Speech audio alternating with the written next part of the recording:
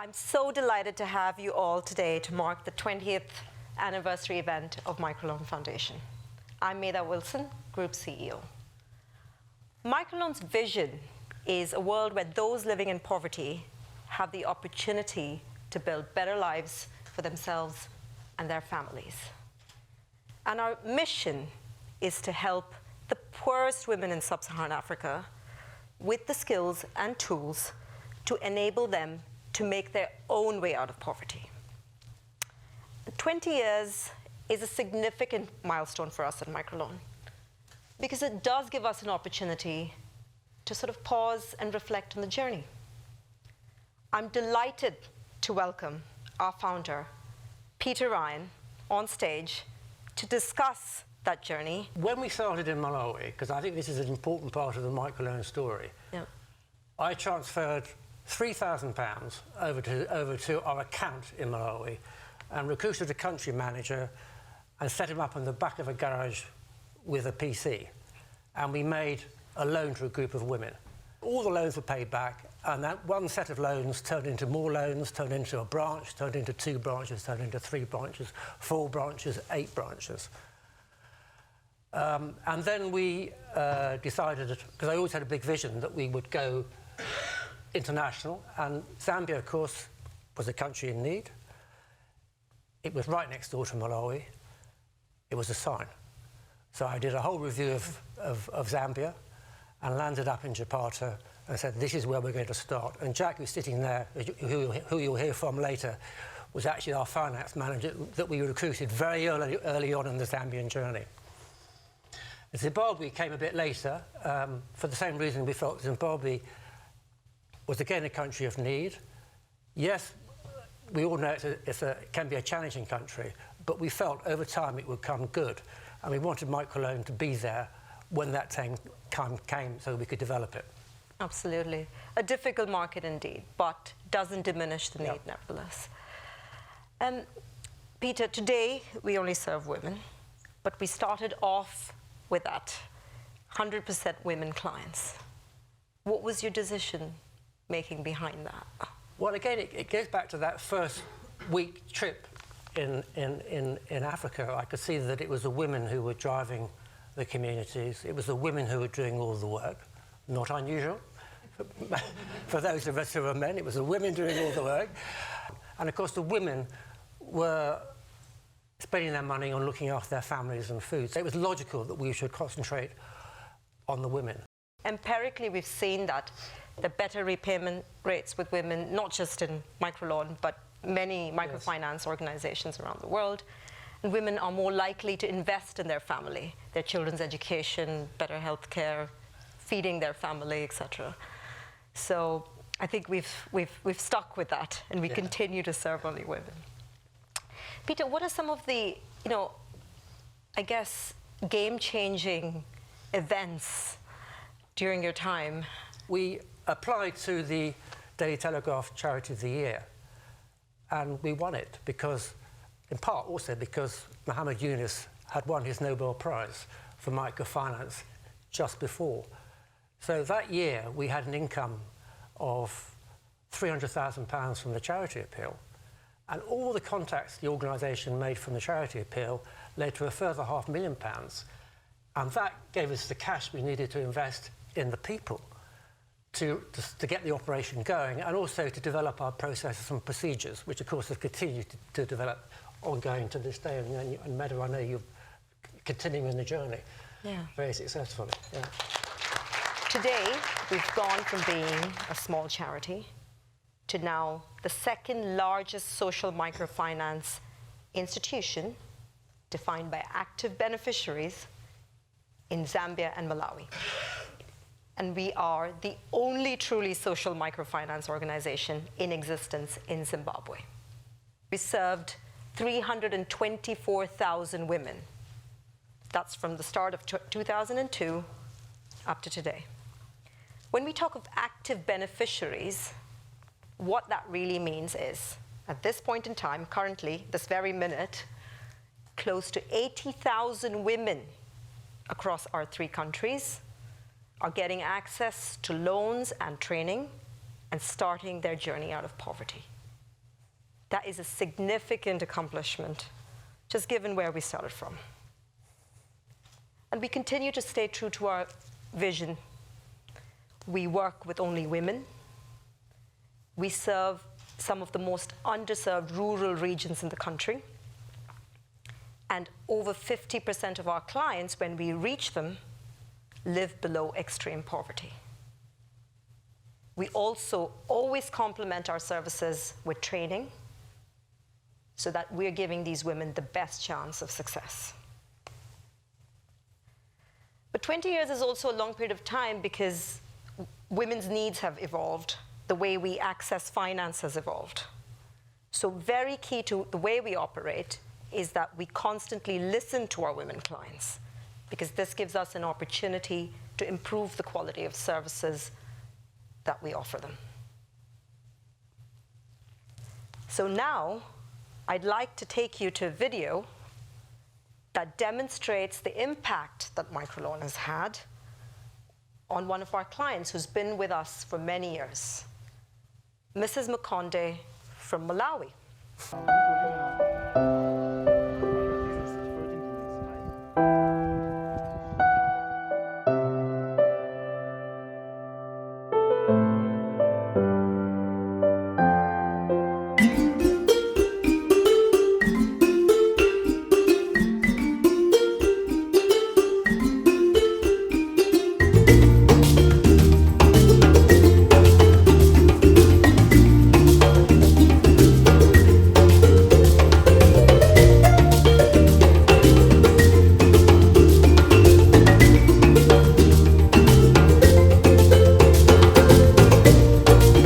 This is my mom, yeah, and she's a business woman.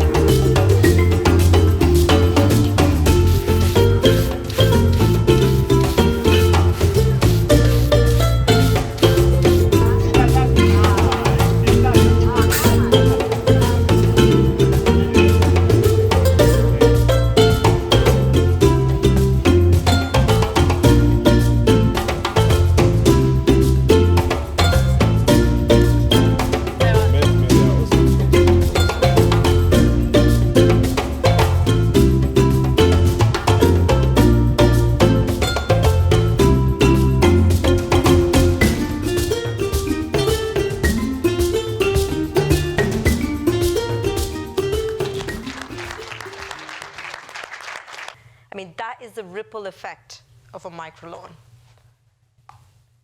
And we hope to have many Mrs. Makondes across all our operations. So now we've heard about how we started, where we are today, and what are our plans ahead. I'd like to welcome my colleague, CEO of Microloan Zambia, Jack Ngoma, on stage. Really nice to have you here. Really a pleasure to be here. So Jack, some of the exciting developments happening in the microfinance landscape. But what does digital actually mean in the Zambian context and in the context of our operations?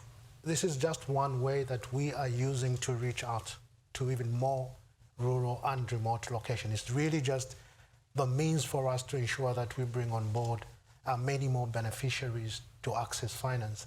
We can provide financial services into their communities within their villages, and we would have to cut down on all the other issues that might be a barrier for them to access financial services.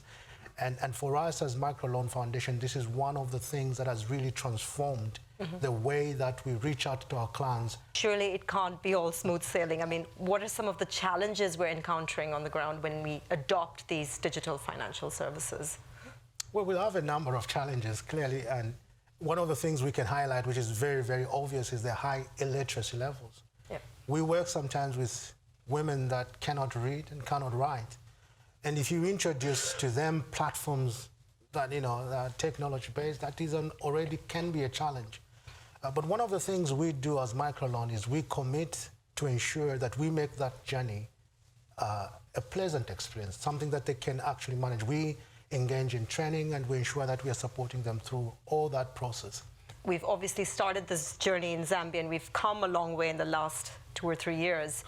In Malawi, we're just embarking on this journey. The Malawi team recently visited the Zambian operations to learn from them and adopt that model in their context.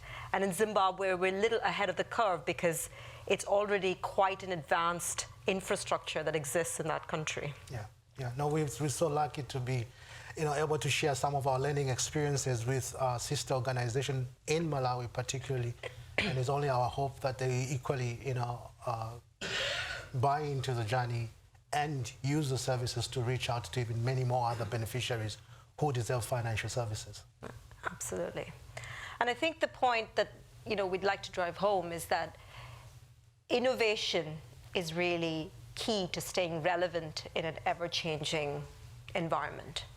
Just to give you a few examples, in the face of climate change, for example, in Malawi, we are close to launching something called an ESG-compliant loan product.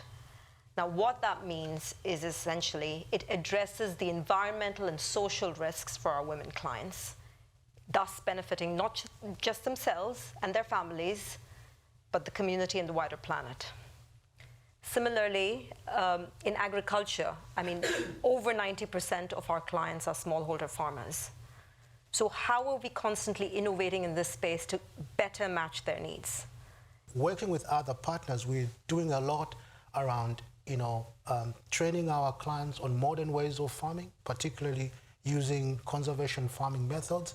And this is projects that we are working together with our partners that are bringing in new methods, new technologies of how to do farming in a modern way that helps the client increase their productivity, but also eventually make them much more food secure. Innovation is the only way for us to remain relevant. Innovation is key for us to continue providing a service that helps these women to move from their level where they are to a much, much better level where they can look after their families. And one of the new innovative ideas that we've recently launched in Zambia is what we are calling a digital savings platform. This is such an innovative way of encouraging women who previously have never really saved to begin to save.